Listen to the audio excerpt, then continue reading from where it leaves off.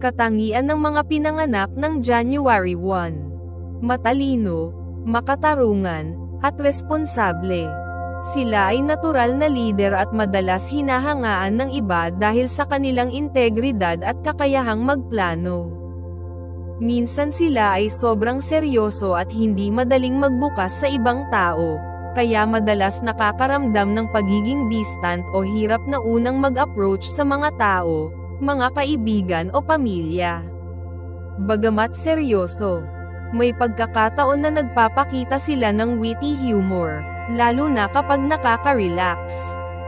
Sa pag-ibig, sila ay tapat at maalaga sa kanilang partner. Nais nila ng matatag at long-term na relasyon.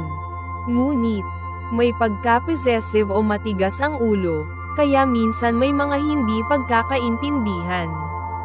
Kailangan nilang matutong magtiwala at magbigay ng space sa partner. Sa pera, matalino at masinop sa pera. May natural na abilidad sa negosyo at pamamahala ng yaman.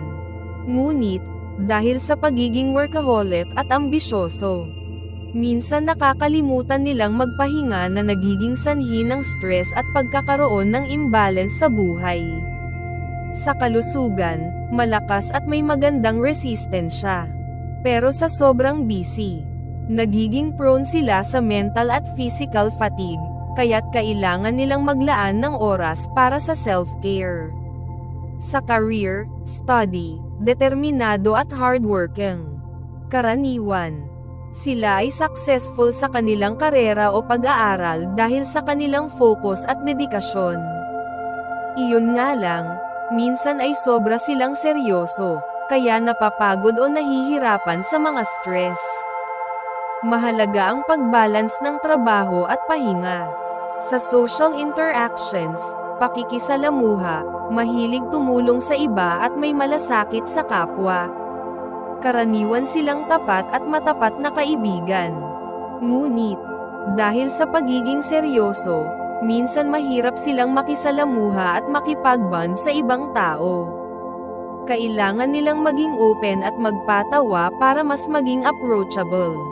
At sa spiritual, mahilig mag-reflect at naghahanap ng mas malalim na kahulugan sa buhay. May malalim na pananampalataya at espiritualidad. Ngunit minsan nagiging perfectionist sila sa kanilang espiritual na buhay, na maaaring magdulot ng stress o pag-aalala.